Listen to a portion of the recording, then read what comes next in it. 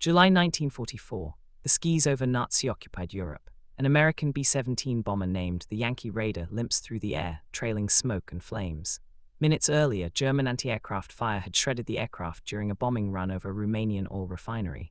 The pilot struggles with the controls as the plane loses altitude. One by one, the crew bails out, parachutes blossoming white against the dark sky below. As they drift down toward the mountains of Serbia, these 10 American airmen have no idea where they are. They don't speak the language. They don't know who controls the territory below. And they certainly don't know that they're about to become part of the largest and most successful rescue operation in American military history. This is the story of Operation Halyard, a mission so secret, it remained classified for over 50 years. A mission that saved 512 Allied lives without losing a single aircraft or man. And a mission that depended on the courage of ordinary people willing to risk everything for strangers. The Strategic Bombing Campaign. By 1944, the Allied air war against Nazi Germany had reached a critical phase. The United States 15th Air Force, based in southern Italy near Foggia, was conducting massive strategic bombing raids deep into enemy territory. Their primary targets were the oil refineries at Ploiești, Romania. These refineries supplied nearly 60% of Germany's crude oil. Without them, the Nazi war machine would grind to a halt. But reaching Ploiești meant flying over hundreds of miles of enemy territory. The bombers had to cross the Adriatic Sea, fly over Yugoslavia, and penetrate some of the most heavily defended airspace in Europe. German anti-aircraft batteries ringed every approach to the refineries. Luftwaffe fighter squadrons scrambled to intercept every raid. The losses were devastating. In a single raid on August 1, 1943, the Allies lost 54 bombers and over 500 airmen killed, wounded, or captured. Month after month, American B-17s and B-24s fell from the sky over Yugoslavia. Crews that managed to bail out faced an uncertain fate. Some landed in German-controlled territory and were immediately captured. They spent the rest of the war in prisoner-of-war camps. Some fell into the hands of the Croatian Ustaše, Nazi collaborators known for their brutality. These airmen simply disappeared. But some fell into different hands, Serbian hands. The Serbian resistance. To understand what happened to these airmen, we need to understand the complex situation in Yugoslavia during World War II. When Germany invaded Yugoslavia in April 1941, the country shattered into fragments. The Nazis occupied Serbia directly. Croatia became a puppet state ruled by the fascist Ustaše. Multiple resistance movements emerged, each with different goals and loyalties. The two main resistance groups were the Partisans, led by Communist Josip Broz Tito, and the Chetniks, led by General Draža Mihailović. The Chetniks were Serbian royalists who remained loyal to the Yugoslav government in exile. They opposed both the German occupation and the Communist Partisans. By 1944, British support had shifted entirely to Tito's Partisans. The British saw them as more effective fighters. American support followed British policy. General Mihailović and his Chetniks were officially abandoned by the Allies. But the Serbian people hadn't abandoned anyone. When American airmen began falling from the sky over their villages and farms, the Serbs didn't see abandoned allies. They saw young men who needed help. Starting in early 1944, Serbian civilians across the region began hiding down airmen. Families concealed them in barns, in attics, in root cellars. Villages passed them from house to house to keep them ahead of German patrols. Farmers smuggled them through the mountains. All of this was done at enormous risk. The Germans had made their policy clear. Anyone caught helping Allied airmen would be executed. Their families would be executed. Their villages would be burned. But the Serbs continued anyway. By summer 1944, reports began filtering out of Yugoslavia. Hundreds of American airmen were scattered across Serbia, hidden and protected by the local population. They were alive, but they needed to be rescued. The question was how. The intelligence RACHES, Washington. In Washington, D.C., Mirjana Vujnović worked at the Yugoslav embassy. She had contacts throughout the Serbian community and maintained communication networks that extended back to Yugoslavia. Through these channels, she learned something remarkable. Serbian civilians were sheltering hundreds of American airmen. She immediately contacted her husband, Lieutenant George Vujnović, who worked for the Office of Strategic Services in Bari, Italy. The OSS was America's first central intelligence agency, the predecessor to both the CIA and Army Special Forces. If anyone could organize a rescue, it would be them. Vojnovic received a letter from his wife that changed everything. She wrote, "There are hundreds of them. Can you do something? It would be great if they could be evacuated."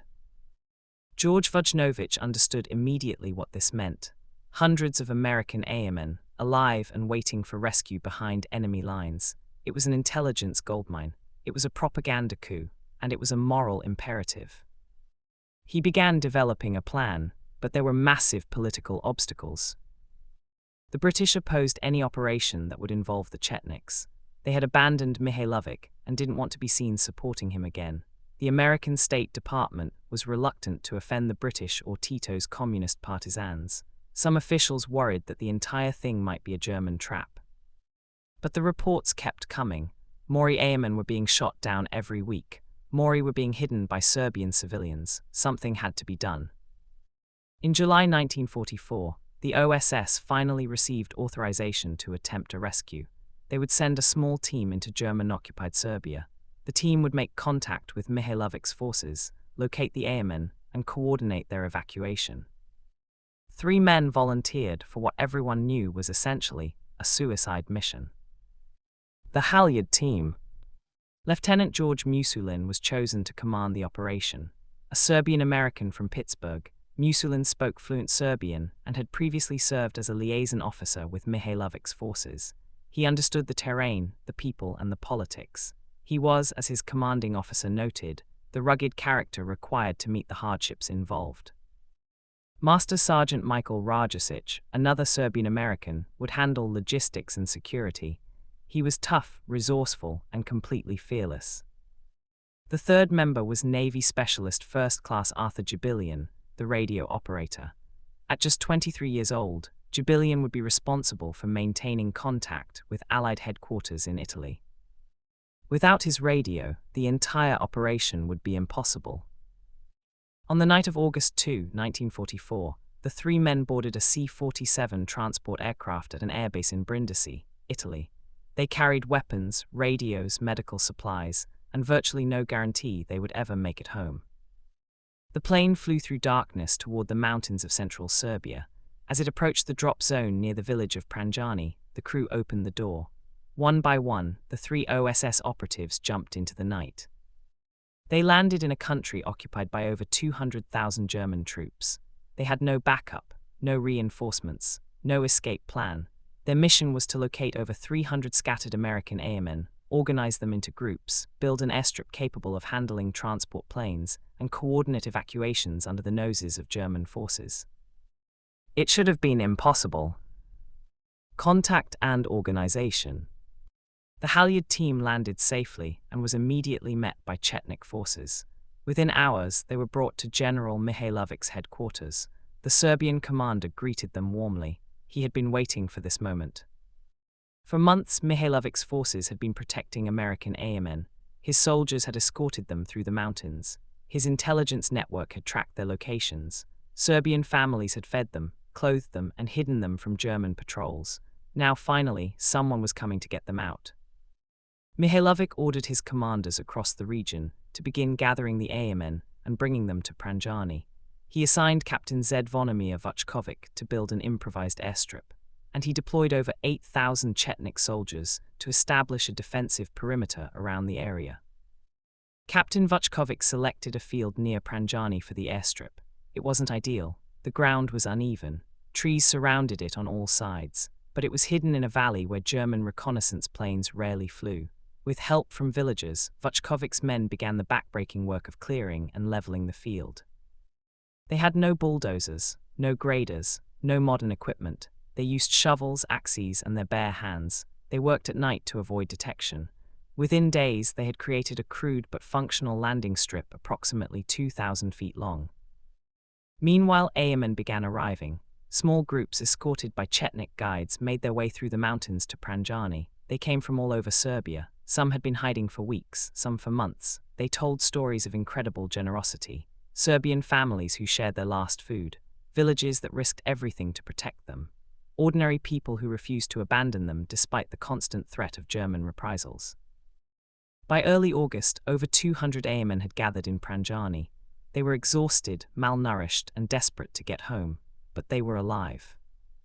Arthur Jubilian set up his radio and established contact with the 15th Air Force in Italy. He sent a simple message: ready for extraction, airstrip prepared, requesting immediate evacuation. The response came back within hours: extraction approved, aircraft inbound. The first rescue. The night of August 9, 1944, was tense. Over 200 American airmen waited in the darkness near the improvised airstrip. 8,000 Chetnik soldiers surrounded the perimeter, weapons ready. German forces were less than 10 miles away. If the enemy discovered what was happening, everyone would die. Arthur Jubilian listened to his radio, waiting for confirmation. Then faintly he heard it: aircraft engines in the distance. 6 C-47 transport planes appeared over the valley, escorted by 30 fighter aircraft, P-38 Lightnings and P-51 Mustangs. The transports circled once, then began their approach to the crude airstrip. The first plane touched down. Before it even stopped moving, airmen were running toward it. They climbed aboard, squeezing into every available space. The pilot didn't shut down the engines. As soon as the last man was aboard, the C-47 roared back down the strip and lifted into the air. One after another, the planes landed, loaded up, and took off. The entire operation took less than an hour. But something remarkable happened during those frantic minutes.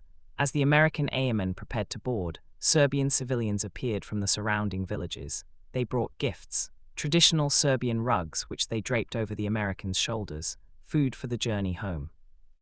The airmen, overwhelmed with gratitude, began stripping off their boots and flight jackets, giving them to the Serbs. Most of the Serbian civilians lacked proper footwear. The Americans wanted to give something back to the people who had saved their lives. The scene repeated the next morning. 6 more C-47s arrived with 25 fighter escorts, then 6 more. By the end of August 10, 272 Allied airmen had been evacuated. Not a single aircraft was lost, not a single man. But the mission was far from over. 6 months of danger. What was supposed to be a brief, one-time operation became a 6-month marathon of constant risk and incredible courage. American bombers continued their raids. Mori aircraft were shot down. Mori airmen billowed out over Serbia, and the Serbian people continued to shelter them, protect them, and guide them to Pranjani. The Halyard team coordinated regular evacuation flights. Every few weeks, C-47s would land at the improvised airstrip, sometimes in daylight, sometimes at night. Each time, Chetnik forces would establish their defensive perimeter. Each time, Serbian civilians would appear with gifts and encouragement. The Germans knew something was happening. They intercepted radio signals. They received reports of unusual aircraft activity. They launched patrols into the area, but they never discovered the operation. The combination of Chetnik military organization, Serbian civilian support, and the sheer remoteness of the location kept Operation Halyard hidden. Lieutenant George Musulin was eventually replaced by Captain Nick Lalick, who continued coordinating the rescues. Arthur Jubilian remained at his radio, the vital link between the airmen in Serbia and the Air Force in Italy. Michael Rajasic handled logistics, security, and the 1,000 daily crises that threatened the operation. Through autumn 1944 and into winter, the evacuations continued. October, November, December, each rescue mission more dangerous than the last as German pressure in the region intensified. By the time Operation Halyard finally concluded in December 1944, the numbers were staggering: 512 Allied airmen rescued, 432 Americans, plus British, French, Italian, and Russian personnel. Not a single aircraft lost during the evacuation flights, not a single casualty. It was, and remains, the largest and most successful rescue of American airmen in history. The price? But there was a price, and it was paid by the Serbian people. General Draža Mihailović had risked everything to help the Americans. His forces had protected hundreds of Allied airmen. His intelligence network had made the rescue possible. His commitment to the Allied cause never wavered, even after the British abandoned him. Yet when the war ended, Mihailovic's fate was sealed. Josip Tito's communist partisans took control of Yugoslavia. Mihailovic was arrested, tried as a collaborator, and executed in July 1946. The charges were false, but the politics of the emerging Cold War made him expendable. The American government knew the truth. They knew what Mihailovic had done, but they remained silent. Operation Halyard was classified top secret. The State Department didn't want to offend Tito's communist government. The rescue, one of the most daring operations in military history, was erased from public knowledge. In 1948, President Harry Truman posthumously awarded Mihailovic the Legion of Merit, one of America's highest military honors. But even this was kept secret for another 20 years. The citation, written by General Eisenhower, acknowledged Mihailovic's material assistance to the Allied cause and his role in rescuing hundreds of American airmen. The rescued airmen knew the truth. They returned home with stories of the Serbian families who saved them, stories of villages that risked annihilation to protect strangers, stories of a resistance movement that never stopped fighting for the Allied cause. But for 50 years, they weren't allowed to tell those stories publicly. Operation Halyard remained classified. The airmen were ordered not to discuss their experiences. The Serbian civilians who risked everything received no recognition. It wasn't until 1996 that Operation Halyard was finally declassified. Historians began uncovering the full story. The rescued airmen, now elderly veterans, could finally speak freely about their experiences. The Halyard Mission Foundation was established to preserve the history and honor the Serbian people who made the rescue possible. Legacy and remembrance. Today, the story of Operation Halyard is slowly becoming known, but it deserves far more recognition than it has received. Consider what happened. Over 500 Allied airmen, scattered across hundreds of miles of enemy territory, protected by civilians who had nothing to gain and everything to lose, rescued by 3 OSS operatives, and the coordination of an underground resistance movement that had been officially abandoned by the Allies. The operation succeeded because of a chain of unlikely heroes. Mirjana Vujnovic, who refused to let the reports of stranded airmen be ignored. Her husband George, who fought through political opposition to organize the rescue. The 3 OSS operatives who parachuted into enemy territory with almost no chance of survival. General Mihailovic and his Chetnik forces, who protected the airmen despite being abandoned by the Allies. And most of all, the Serbian people, farmers, villagers, ordinary families, who looked at young American airmen and saw not strangers or enemies, but human beings who needed help. In September 2019, American and Serbian officials gathered at Galovica Field, near Pranjani, to commemorate the 75th anniversary of Operation Halyard. U.S. Ambassador Kyle Scott spoke about what the operation represented. Operation Halyard is an example of how ordinary people can rise to greatness, of what can be accomplished when we commit to goals which are greater than ourselves. Serbian President Aleksandar Vučić emphasized the importance of the shared history. We speak about the heroic moves from Serbian ordinary people and American, Canadian, and British pilots in 1944. We succeeded to make terrific links between our two nations. Today, a monument stands in Pranjani honoring the mission. The Church of the Holy Ascension, where many of the airmen sheltered before evacuation, still stands as a testament to what happened there. And every year, fewer veterans remain to tell their stories firsthand. Closing. Operation Halyard challenges us to think differently about heroism. We often focus on the dramatic moments, the battles, the invasions, the decisive victories. But this story reminds us that some of the most profound acts of courage happen in quiet moments. In the decision of a Serbian farmer to hide an American airman in his barn, knowing that German soldiers might arrive at any moment. In the determination of villagers to share their meager food with strangers, even as they faced starvation themselves. In the refusal of an entire people to abandon others in desperate need, regardless of the cost. For 50 years, Operation Halyard was hidden, classified, a secret kept to avoid offending political allies in the Cold War. But the rescued airmen never forgot. The Serbian families never forgot.